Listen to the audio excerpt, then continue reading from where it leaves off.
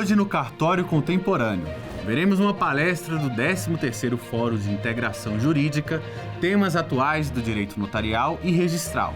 Conversamos com a doutora Rosiana Porto. Conversamos com o doutor Dixmi Valini Neto. Tudo isso e muito mais no Cartório Contemporâneo.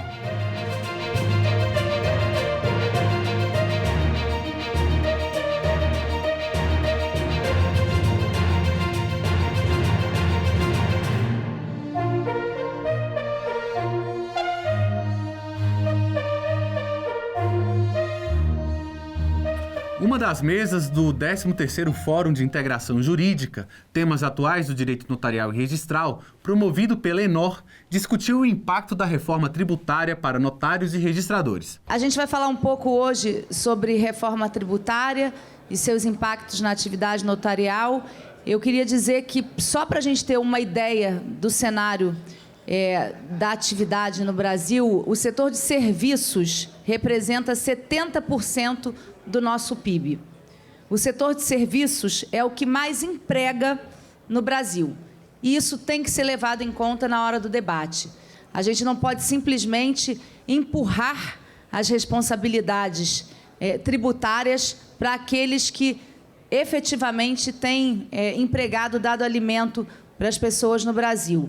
A reforma não foi debatida como ela deveria ter sido. Os nossos palestrantes aqui vão falar profundamente sobre ela. Eu me sinto muito honrada, estou aqui com magistrados, estou aqui com pessoas, professores, acadêmicos, pessoas que trabalham na atividade, que conhecem bem o sistema e como isso vai impactar. E lembrando ainda que a gente tem uma segunda etapa dessa reforma, que é a questão que atingirá o imposto de renda, já que na atividade notarial a gente sabe que a contribuição é similar à de pessoa física. Então, isso tudo tem uma repercussão muito grande. Eu tenho muito orgulho de trabalhar para e passo com os cartórios e quero dizer para vocês que o Brasil não tem nenhuma condição, que esse debate já aconteceu, nenhuma condição de abrir mão dessa atividade. No Brasil, a gente só tem segurança jurídica se a gente continuar com essa atividade fortalecida. Todos sabem, quem trabalha no interior do Brasil, a sobreposição de títulos que existe nas terras brasileiras. Imagine se a gente não tivesse a atividade dos cartórios.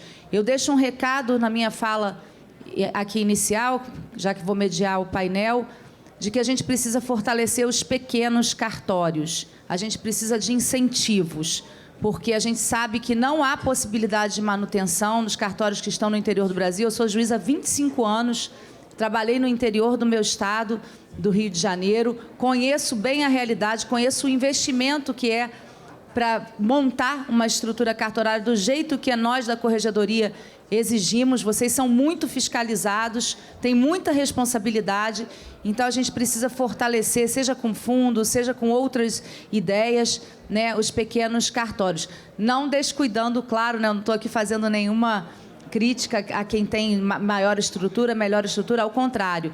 Né, e nem acho que é responsabilidade dos que têm a maior estrutura de responder pelos menores. Eu acho que o Estado precisa encontrar esses caminhos e soluções, já que esse é um serviço público essencial, né, e ele está diretamente ligado à cidadania, diretamente ligado à dignidade da pessoa humana.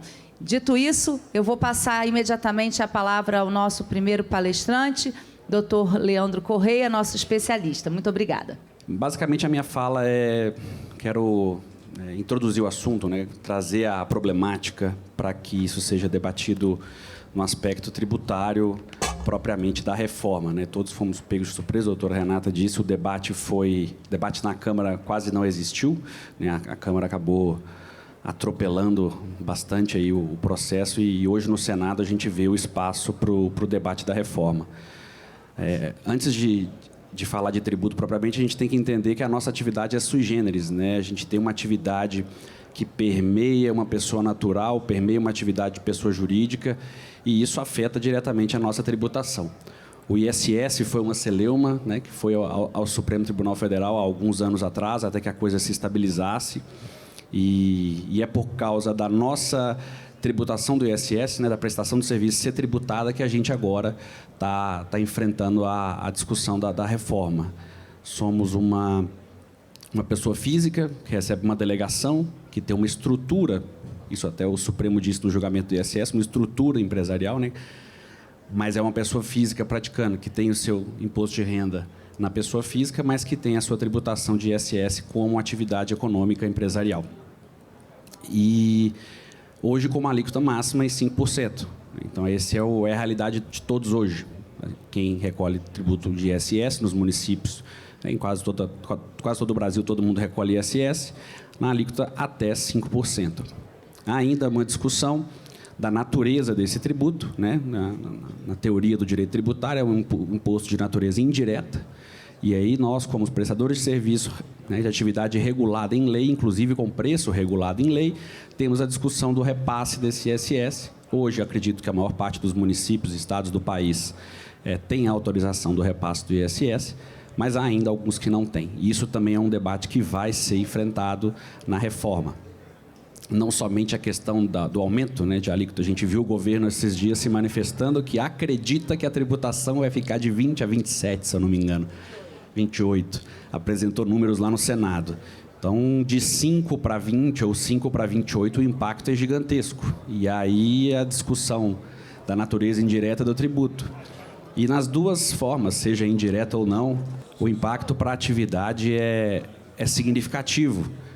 Porque, como a doutora Renata disse, nosso serviço é essencial, garantidor de dignidade da pessoa humana, cidadania, propriedade, direitos da personalidade. E se a tributação for indireta, nós vamos repassar à sociedade, de um dia para o outro, um aumento de carga tributária de acima de 20% na prestação de um serviço essencial. Então, isso tem que ser levado em consideração. E caso, né, venha ainda uma interpretação esdrúxula de não ter natureza indireta, a gente teria o segundo imposto de renda da classe, né? A gente teria uma tributação de 27 mais 27. Né?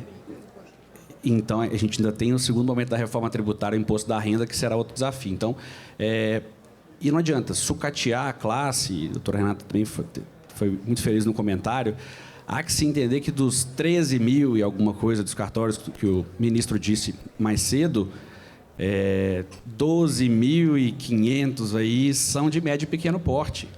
A gente vai inviabilizar a prestação de serviço lá no interior, lá na Amazônia, lá no Mato Grosso do Sul, de onde eu venho. Então, temos que debater, temos que discutir essa reforma. Não dá para, né, para uma atividade que se tributa em 5 passar para 27 de um dia para o outro num serviço essencial, de caráter essencial. Então, eu encerro aqui minha fala, a ideia de só colocar o problema na mesa e deixar que os nossos debatedores aí tragam ideias e problematizem a situação. Obrigado. Um desafio falar sobre um tema tão complexo, tão árido, tão difícil quanto a reforma tributária. Eu não ouso falar do sistema tributário como um todo, até porque não sou advogado, nem economista, nem contador. Eu tenho uma sensibilidade política, porque já exerci muitos mandatos, e no exercício do mandato de senador da República, na quadra passada, tive o privilégio de assumir essa bandeira e carregar nos meus ombros e fazer chegar aonde chegou. Essa matéria vem sendo discutida no Brasil há pelo menos meio século, ou quase meio século. Então, dizer que não há discussão, não existe. Ela não pode ser uma discussão secular. Nós vimos aqui a palestra do ministro Barroso, pelo menos eu cheguei, já de uma parte já tinha começado, e foi verdadeiramente uma aula. Eu até mostrava aqui para o doutor Wilfrido uma publicação que fiz essa semana, um artigo, pequeno artigo nas redes sociais, muito sintonizado com essa fala. Falando desse novo momento que o mundo vive, o Brasil vive, e, evidentemente, que nós temos que estar conectados a ele. Nós não podemos viver no mundo digital e ter um sistema tributário analógico. Só o fato de simplificar, modernizar, fazer uma reforma que não seja só clássica, que seja também tecnológica, nós já vamos ter uma inclusão imensa e fazer aparecer esse PIB escondido que está aí, que a gente não consegue ver. Quem é que não sabe disso? Todos aqui que temos a oportunidade e condições de ir num restaurante, um almoço, um jantar ou numa academia, quando a gente pede a nota fiscal, a conta, vem uma notinha, gente. Aquela nota tem efeito fiscal? Não. É para simples conferência. Se você pede a nota fiscal, aí vem. Quem é que desconhece aqui que quando a gente vai no médico, que a secretária pergunta, é com nota ou sem nota? Aí a gente diz assim, ó, é sem nota, então não tem imposto. Não, é com nota. Aí a gente vai lá na época do imposto de renda e deduz no imposto de renda. Todos nós aqui, pelo menos. Quantos por cento no Brasil que deduzem imposto de renda ganham acima de 30 salário mínimo? 70%, como eu e como a maioria dos que estão aqui. Então, eu, como político, tenho a obrigação de legislar com os olhos dos que mais precisam. Eu tenho na minha família advogado, minha filha, meu filho. Eu sou da área de serviço também, como empresário. Eu ouço falar muito que tem área de serviço 70 e tantos por cento do PIB. Em verdade, nós temos 70 e tantos por cento do PIB, o setor terciário.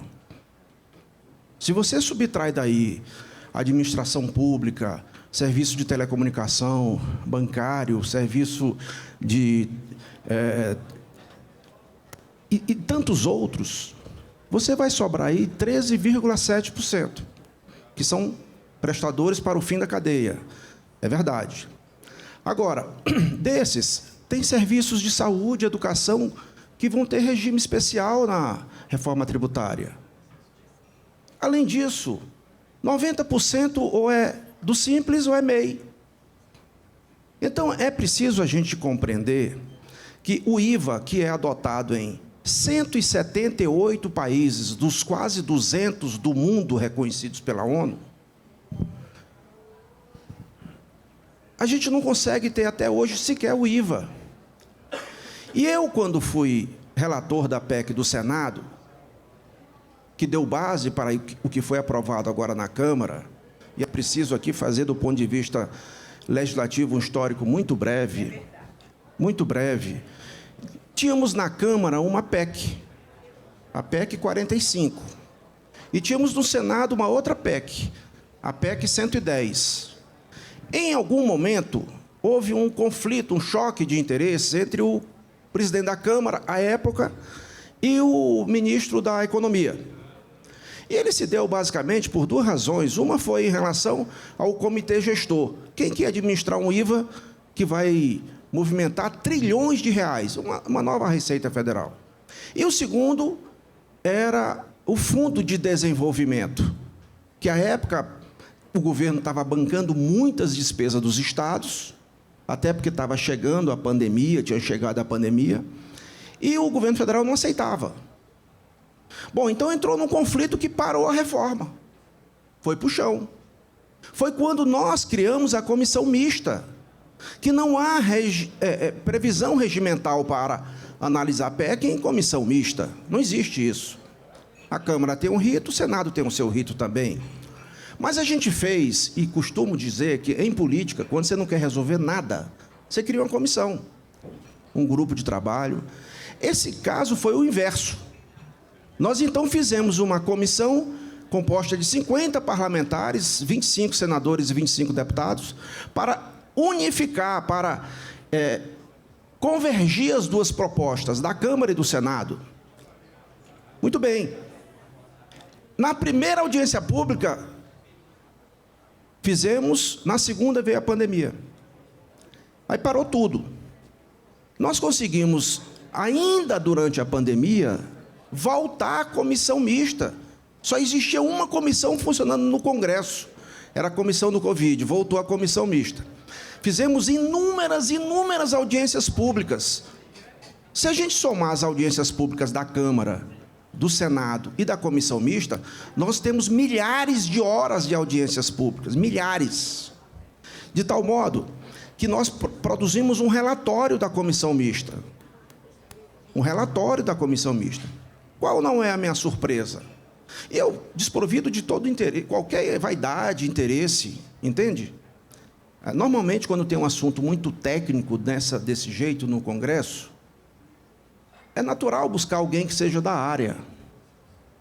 Só que, às vezes, você se prende por conta de preciosismos, academicismos, tecnicismos e até, às vezes, vaidade mesmo. Eu não tenho isso. Eu não tenho. Sinceramente, eu não tenho. E aí a gente conseguiu chegar, talvez, onde nunca ninguém chegou. Por exemplo, nunca tinha sentado na mesma mesa estados como São Paulo, Maranhão ou Piauí. Nunca. Por conta do problema da origem e do destino. Como é que pode, lá no interior do Maranhão, o sujeito compra um televisor, uma geladeira, ou simplesmente ele abastece o carro e quem vai arrecadar é lá em São Paulo? Não existe. Você tem um município em São Paulo que tem a 4ª arrecadação de ISS do país, maior do que Salvador e Porto Alegre, por exemplo.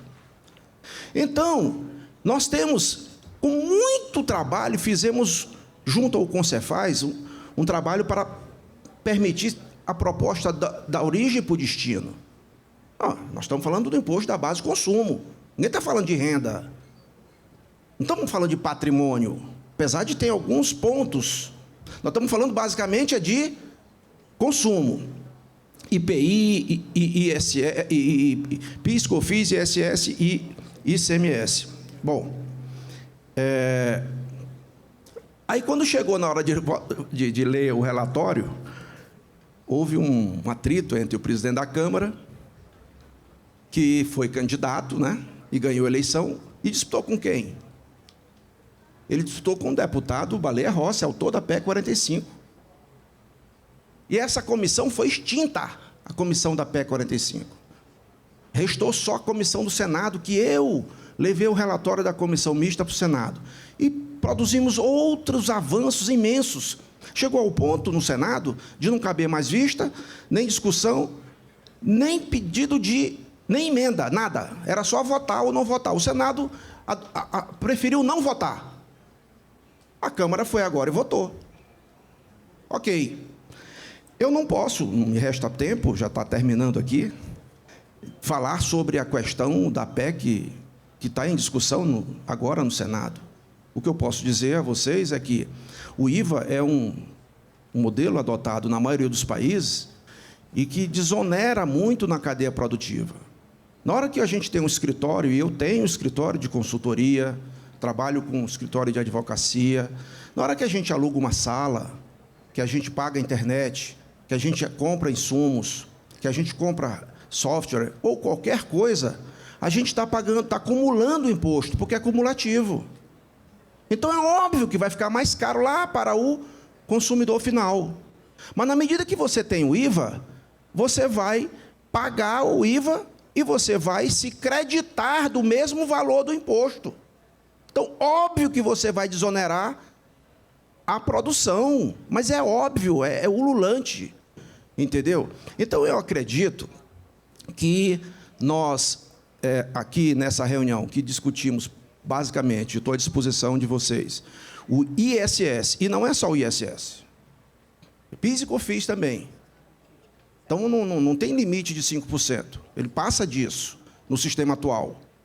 E eu, por fim, quero dizer que eu ouço falar de uma alíquota, foi dito aqui, entre 20% e 28%, o próprio ministro anunciou agora, mas, gente, é preciso entender, na minha perspectiva, como disse, não sou economista, essa base de cálculo qual é?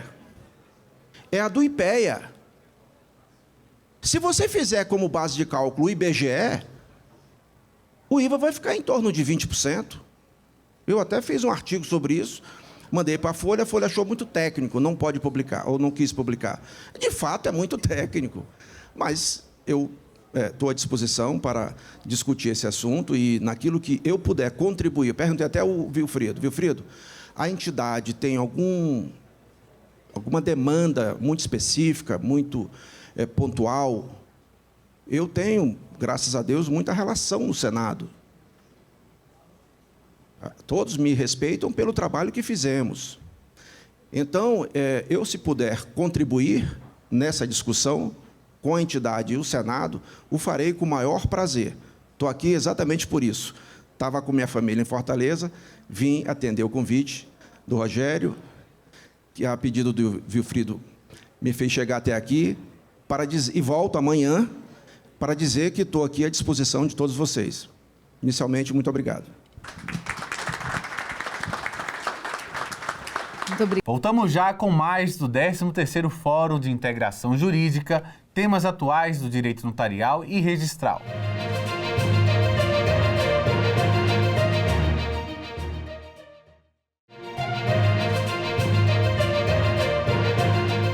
Conversamos no 13º Fórum de Integração Jurídica, temas atuais do direito notarial e registral, com a doutora Rosiana Porto. Pesquisa do Datafolha do ano passado apontou que os serviços dos cartórios são considerados os mais confiáveis pela população.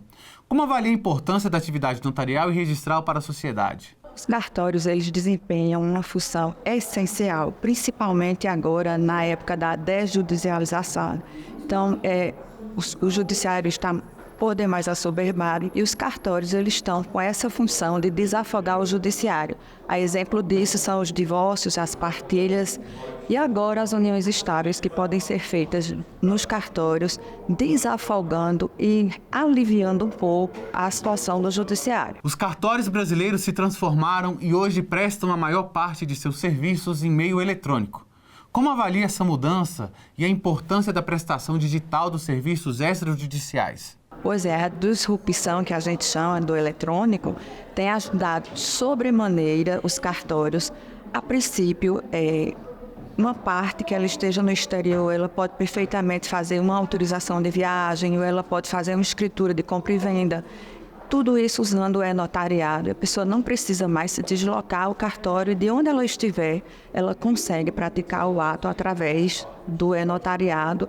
E essa disrupção que a gente chama da informática eletrônica, ela tem sobremaneira ajudado os cartórios a implementar cada vez um serviço mais célere e com mais conforto para o usuário. Os cartórios prestam um relevante serviço para a sociedade. Como avalia a importância dos cartórios no processo de desburocratização? No processo de desburocratização, os cartórios eles exercem um papel fundamental. A exemplo, a ação do transgênero, que antigamente era feita exclusivamente por cirurgia. Depois da cirurgia, o transgênero procurava uma vara para tramitar o processo judicialmente.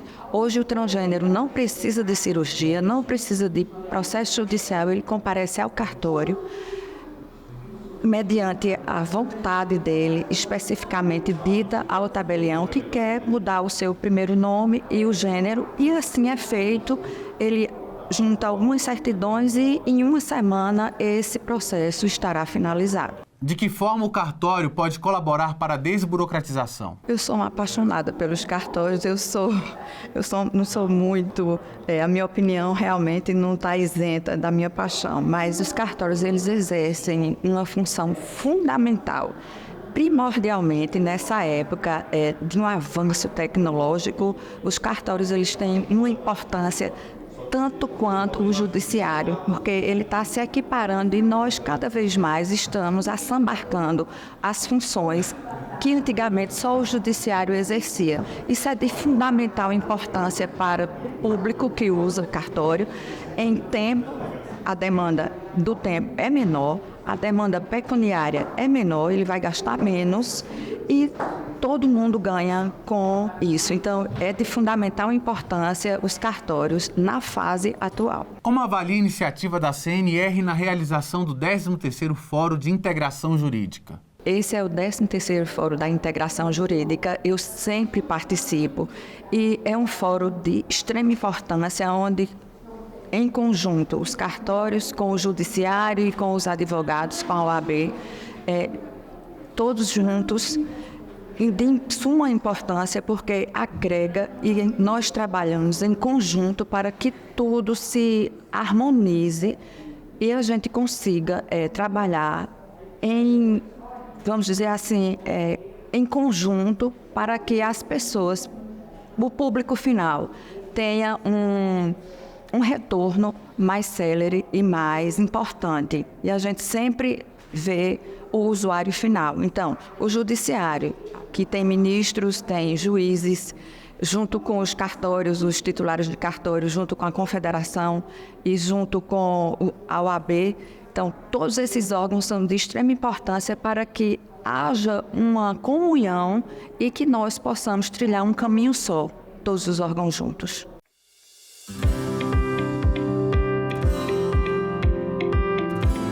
Eu ainda não fiz a minha porque, que bom, né? Estava com uma procura muito grande. Eu já fiz a minha logo no início e agora estou renovando já para poder alongar, ter um prazo maior da minha carteira de identidade. Fizemos agora, nesse momento, eu acho imprescindível todo tabelião oficial ter essa carteira da ONR. Eu já tenho a identificação anterior, eu acho extremamente válido e importante, é a que eu uso normalmente no meu dia a dia.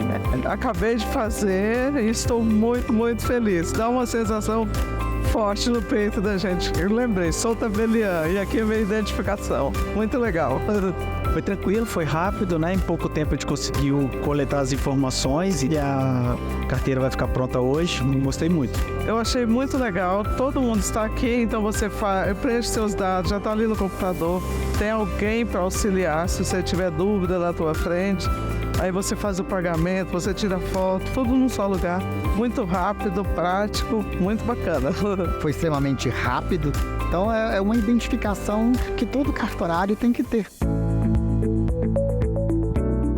Importantíssimo, porque a nossa profissão, né, embora seja prevista na Constituição Federal, né, como eu disse, nós somos profissionais do direito, detentores da fé pública, ela é uma profissão que você não tinha como eu sou tabelião. A pessoa sabe o que é tabelião porque a vida ensinou, mas essa legalidade da profissão não era tão grande como depois agora com a nossa identificação, com validade de identidade em todo o território nacional. Eu sou tabelião no Brasil inteiro.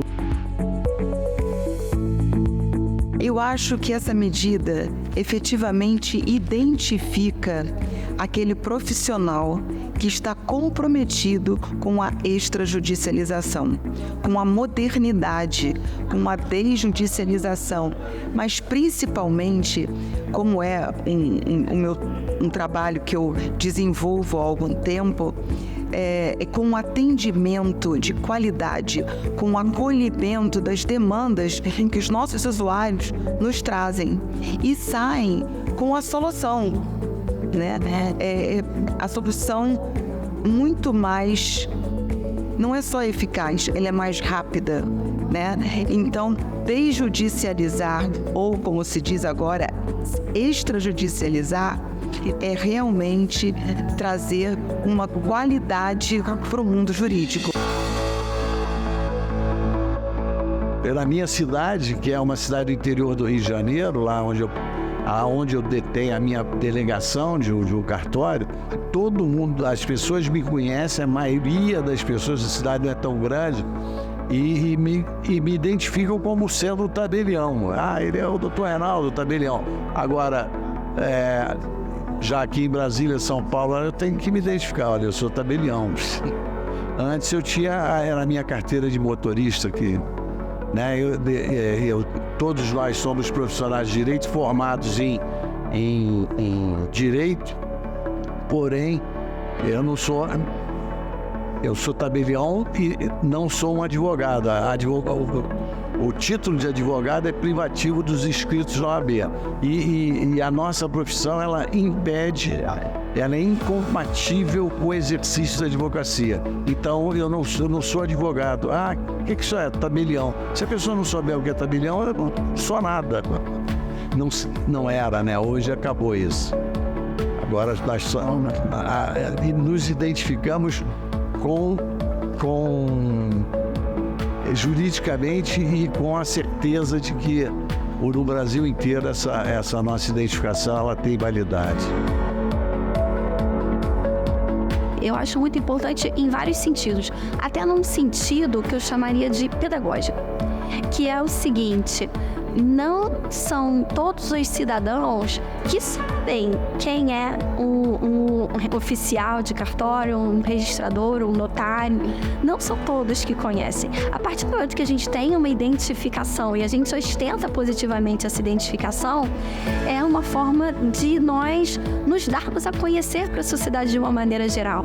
Então eu acho, e também inspira em nós um orgulho da atividade que a gente exerce, que é tão útil para a sociedade, né, que traz tanta cidadania para a população brasileira. Eu vou chegar no meu estado, que eu sou do Mato Grosso, e já vou incentivar os meus colegas a fazer a identidade. E vou explicar que é rápido, que é tranquilo de fazer. Vou divulgar isso no meu estado, com toda certeza. Que façam a carteira para poder usar ela no dia a dia, até a carteira profissional mesmo, de notário e registrador, extremamente interessante, né? Já que as outras profissões também têm, né? Como engenheiro, advogado, então nada mais justo a gente ter a nossa também. Então eu acho que é uma forma de nós nos identificarmos em conjunto, né? De nós nos identificarmos para a população e nós darmos a conhecer a nossa profissão e, consequentemente, o nosso serviço também. Então, acho que é motivo de muito orgulho.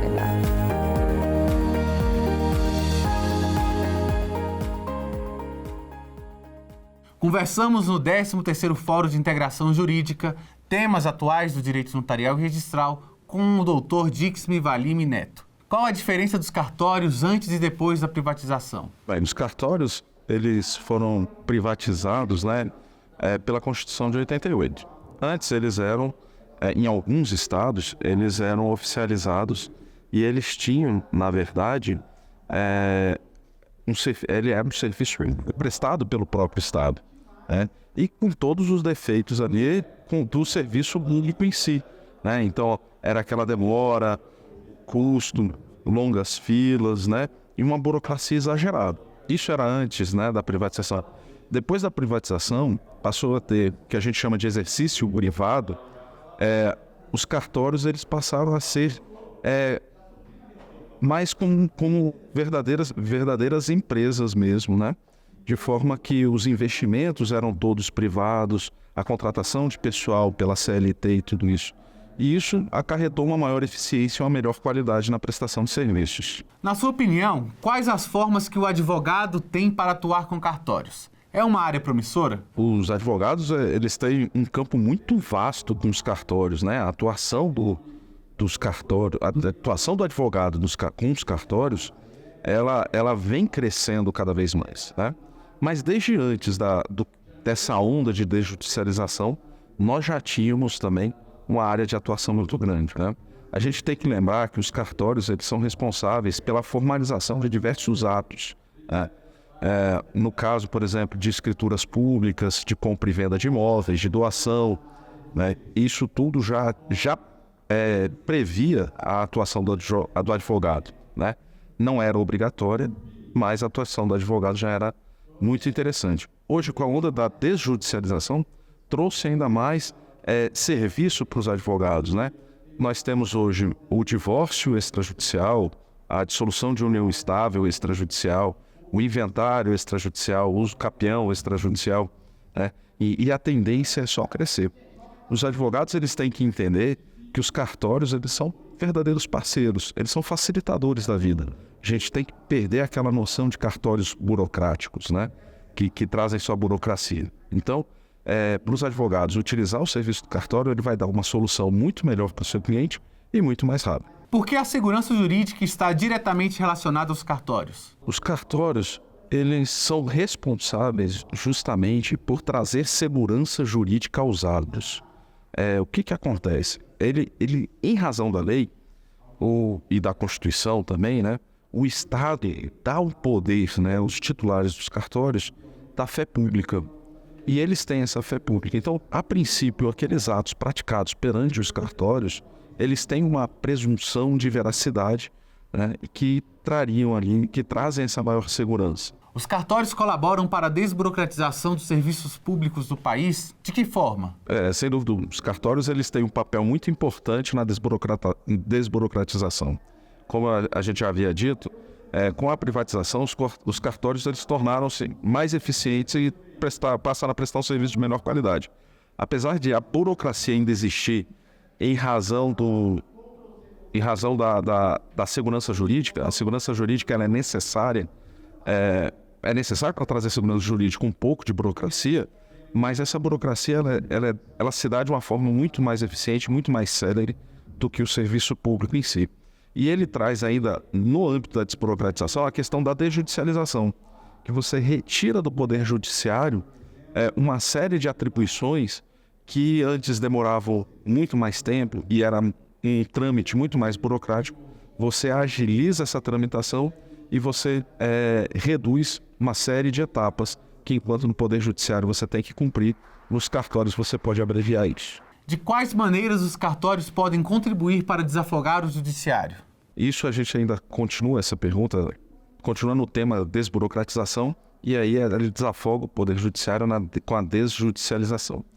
A desjudicialização é retirar certas atribuições do Poder Judiciário que não necessitam do juiz, do Estado juiz, né, que não tem um conteúdo decisório propriamente dito, de forma que você privilegia a vontade das partes, tá? Então, certos atos que hoje, ou há um tempo atrás, estavam no Poder Judiciário, eles vêm passando para os cartórios. E isso ocorre uma desjudicialização. Com isso, o Poder Judiciário, o juiz, ele tem mais tempo para atuar nas demandas que necessitam efetivamente dele. Então, os cartórios, eles se tornam uma entidade que vai prestar o serviço com mais eficiência, aquele que o Poder Judiciário era mais moroso, né? E deixando mais tempo para o juiz atuar naquelas causas efetivamente que têm efetiva necessidade de sua atuação. Então isso aumenta a eficiência, né, do próprio Poder Judiciário. A CNR fundou a Câmara de Mediação, Conciliação e Arbitragem. Ela pode colaborar com a sociedade e com o judiciário? Sem a menor dúvida, né? A conciliação e arbitragem, mediação, conciliação e arbitragem estão dentro daquele âmbito da desjudicialização.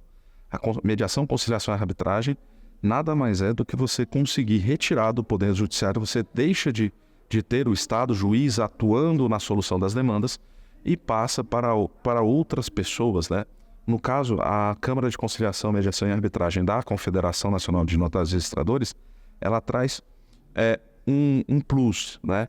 Que essa conciliação e mediação seria realizada por notários e registradores ou por escreventes, de forma que, além da própria conciliação e mediação em si, que está se tratando, e na qual as partes vão chegar a um acordo, a gente tem aquela questão da fé pública, né, que traz. Então você vai ter uma mediação, uma conciliação, uma arbitragem com um atributo a mais, que seria a fé pública do mediador e do conciliador, né? Então, não há dúvidas que você teria a capacidade, condições de ter uma melhor solução das demandas por meio dos notários registradores e por meio da Câmara de Conciliação, Mediação e Arbitragem da CNR. Qual a importância de se trabalhar a mediação e conciliação para renegociar dívidas? A conciliação e mediação nada mais é do que você promover o acordo entre as partes, né? Então, na promoção desse acordo entre as partes, o conciliador e o mediador ele vai simplesmente intermediar e direcionar para que as partes elas efetivamente cheguem no acordo. Então, a solução, a renegociação de dívidas, ela está muito envolvida nesse espectro da mediação e da conciliação, porque a renegociação de dívidas nada mais é do que acordo entre as partes. Então, as partes, o conciliador e o mediador promovendo esse acordo, as dívidas elas são renegociadas e a gente tem ali uma ampliação da satisfação do crédito, né? Da mesma forma, uma diminuição de devedores.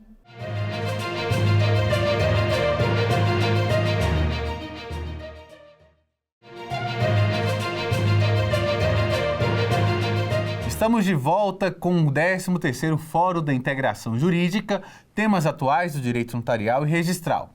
Muito obrigada a todos que aqui se encontram, a Escola Nacional de Notários e Registradores por este convite, ao senhor Dr. Leandro, presidente deste encontro, desse painel, em nome de quem saúdo a todos os homens presentes, notários e registradores, e a doutora Renata Gil, também em nome de quem saúdo as mulheres notárias e registradoras, que são paritárias, né, pelo que nos foi dito aqui, e a todos os componentes deste painel. Doutor Presidente Rogério Barcelar, muito obrigada por estar aqui. E a nós cabe a função de falar alguma coisa em torno da reforma tributária, tendo em vista a situação peculiar dos cartórios. Parabenizo também o senador Roberto Rocha pela condução da PEC 110, que, se não fosse ela, possivelmente teríamos a aprovação de uma PEC 45 na versão original, que era altamente prejudicial ao país como um todo. Uma PEC antifederativa, porque concentrava toda a legislação e arrecadação em mãos da União, ela era única, com alíquota única. Então, não haveria o que discutir aqui neste evento. Mas eu quero lhes falar alguma coisa focando na sua atividade, na peculiaridade da sua atividade, que eu acho que é para isso que eu fui convidada. Então, não vou fazer outros comentários mais genéricos sobre o sistema tributário e os efeitos em geral daquilo que está em discussão agora no Senado, que é a PEC 45, influenciada para 110, que é a PEC 45A, que está em curso no Senado Federal. Bom, os senhores não são empresários. Os senhores são pessoa física. Os senhores sabem disso. Embora tenham um cartório, esse cartório é uma espécie de estabelecimento que lhes pertence. Tanto que pagam imposto sobre a renda nas pessoas físicas. E ai de quem mover uma ação, chamando a juízo um cartório que não tem personalidade jurídica, cometerá um erro grave. A ação será liminarmente improcedente. Então, vejam os senhores, de acordo com a Lei 8.935 de 94, que os rege, o gerenciamento e administração financeira dos serviços notariais e de registro é de responsabilidade exclusiva do respectivo titular. No artigo 22, se diz que notários e oficiais de registro são civilmente responsáveis por todos os prejuízos que causarem a terceiros por culpa ou dolo, pessoalmente, inclusive pelos substitutos que designarem ou escreventes que autorizarem. O que há na sua atividade? Os senhores são serviços, prestam serviços. Nós vimos, na fala anterior do ministro Barroso, que colocou muito bem, são serviços essencialíssimos ao país. Dos senhores depende a segurança jurídica, depende a movimentação econômica. O que é propriedade no Brasil sem registro? Qual é a segurança que teríamos sem os cartórios? Nenhuma, nem a vida civil comercial poderia fluir. Os senhores são membro de arrecadação do Estado, e de modo que são também, portanto, do ponto de vista da essenciabilidade, são notáveis, mas têm a característica fundamental de serem atividade personalíssima, serviços personalíssimos, com responsabilidade pessoal e ilimitada, mesmo em relação àqueles que contratarem. Isso é de lei. Muito bem. Os demais serviços podem ter ou não uma pessoalidade como a sua e uma responsabilidade civil tão forte, como são os profissionais liberais, regulamentados, advogados, médicos, têm a mesma característica, com uma diferença. Advogados, médicos podem ter sociedade, desde que, para serem protegidos pela ordem, essa sociedade tem que ser simples, de pessoas, nada empresarial, é proibido ser empresarial na ordem, ou seja, de acordo com o parágrafo único do artigo 966 do Código Civil. Os senhores têm uma outra peculiaridade. Nem sociedade podem ser. Então, pessoalidade máxima e responsabilidade máxima, a sua característica. Há 55 anos, vejam bem, o Decreto-Lei 406 de 1968 entendeu essas peculiaridades e excepcionou do ISS a cobrança do tributo sobre o faturamento ou preço do serviço. E disse, olha, os serviços prestados pessoalmente vão ser tributados por uma alíquota fixa. Os senhores deveriam ser tributados pela alíquota fixa e não por 5 serviços no seu faturamento. Vários municípios cobram 5% sobre o seu faturamento. Eu não sei por quê. Os senhores têm que reclamar no município, porque não é isso que disse há 55 anos o Decreto-Lei 406. O que eu lhes digo é o seguinte, por que esse Decreto-Lei fez isto? Ele estava atento a peculiaridades da atividade de certos profissionais. Como fez este Decreto-Lei, nesta parte, foi recepcionado pelas constituições que se seguiram sem mudança, Constituição de 69, Constituição de 1988, e essa questão chegou ao Supremo Tribunal Federal. O que o Supremo disse? O Supremo disse, isso não fere a isonomia, isso não fere a justiça, é uma questão de justiça, considerar as peculiaridades de cada atividade e concretizando exatamente a igualdade. Porque a igualdade, já não dizia Rui, na oração dos moços, em toda formatura de direito, não é quinhoar desigualmente os desiguais na proporção da desigualdade. Então, o que está acontecendo na PEC 45, aprovada na Câmara e agora no Senado? Vários serviços. Então, a pessoalidade e responsabilidade em relação aos serviços não é homogênea, não tem a mesma intensidade. Há vários serviços que são empresariais por excelência e nos quais a responsabilidade do prestador de serviço está escondida atrás da pessoa jurídica. São aqueles que formam sociedades de capital, bancos, grandes hotelarias, sociedades de capital, sociedades anônimas com ações em bolsa. Os senhores nem conhecem o controlador acionista de um banco. O senhor pode ir lá a um banco, no máximo estão com gerentes, se os senhores forem muito importantes, ministros, vem um CEO lá conversar com os senhores. O senhor não é o controlador acionista do banco. Eles ficam escondidos porque a lei, atrás da pessoa jurídica, uma cortina. Isso é cartório? Os senhores estão a quilômetros de distância.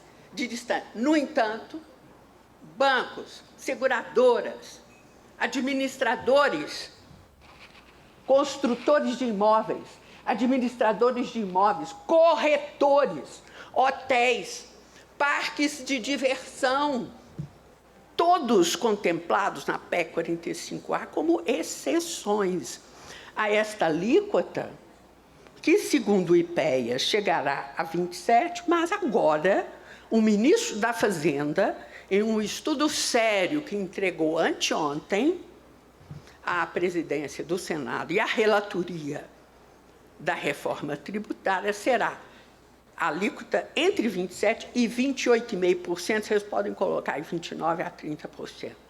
Os senhores não estão excepcionados. Embora há 55 anos, o senhor vai dizer, mas é justo? Será que vocês não teriam que pagar mais?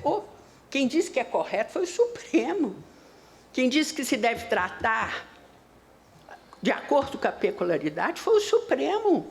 No entanto, as sociedades de capital, com responsabilidade mínima, estão contempladas. Os autores da PEC 45, isso não aconteceu com a 110, foram financiados nos seus estudos durante 3 anos pelo Banco Itaú e por várias empresas.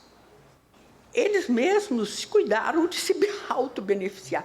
Isso não é fofoca, não é maldade, porque os próprios autores da PEC 45 original, não estou me referindo a 110, publicaram em vários artigos e declarações o nome daqueles que patrocinaram a sua pesquisa durante anos. Então, o que eu acho desta questão, estou encerrando, é que os senhores têm que se decidir a respeito do que querem. Está na hora, o sinal está batendo, os senhores querem uma chance, como se dará, ou que está sendo dada a esses bancos e seguradoras e todos os serviços financeiros, administradores de fundos, etc., como está escrito como exceção, para que depois, em lei complementar, se atenda à sua peculiaridade, ou os senhores vão se conformar e vão jogar para o usuário dos seus serviços. Ou seja, se cobrando como os tribunais de justiça permitem, né, na fatura, o custo das suas taxas e emolumentos e a parte mais 30% de IBS-CBS, a parte. Bom, isso vai ter um impacto. É provável que muitos vão deixar de registrar, de usar os seus serviços, porque o encarecimento é muito alto. Os senhores não têm liberdade de mercado de manipular preço. Não têm. Isso mostra como os senhores estão fora de mercado. Não digam que os senhores estão no mercado. Não digam que são empresários, porque não são. Os senhores viram todas as funções que o ministro Barroso descreveu que os senhores devem cumprir, né? Então, observem, os senhores têm que decidir o que querem. O Brasil vai cair numa informalidade maior. É isso que vai acontecer, maior do que a atual. Isso não é bom para nós. Nós devemos viver seriamente, com transparência e segurança. Isso é vital para os serviços nacionais. E eu tenho certeza absoluta. O que é justo ou injusto? Eu vou citar aqui um grande juiz da corte alemã que disse o seguinte, Leibniz. Leibniz, na corte alemã, construiu a igualdade e disse, sabe o que é igualdade? É a proibição do arbítrio. Quando você tem um critério a ser considerado, por que nós vamos contemplar e favorecer bancos, seguradoras, planos de saúde, administradores e construtores de imóveis, corretor? Por que nós vamos? Qual é o critério de diferenciação? Na minha opinião, o critério legal justo é pessoalidade. Os senhores não têm intermediário, os senhores criam a mais-valia direto ao prestar o serviço e são tributados chapado ali, na hora, sem nenhum antecessor que lhes dê crédito. Não tem ninguém, o senhor não tem crédito de ninguém antes, porque os senhores criam todo o valor, que vão ser as taxas e os emolumentos, e não podem nem manipular o mercado. Então, o que é bom para o Brasil? A injustiça aparece quando o critério de diferenciação não é correto, não é razoável, é simplesmente um querer qualquer, que oculto, que nós nem podemos definir. Muito obrigada aos senhores. E esse foi o Cartório Contemporâneo de hoje. Perdeu alguma parte desse programa? Temos uma reprise toda segunda-feira, 19 horas, na TV Justiça ou no canal da CNR no YouTube. Nos vemos semana que vem, às 19 horas, na TV Justiça, no próximo Cartório Contemporâneo. Até lá!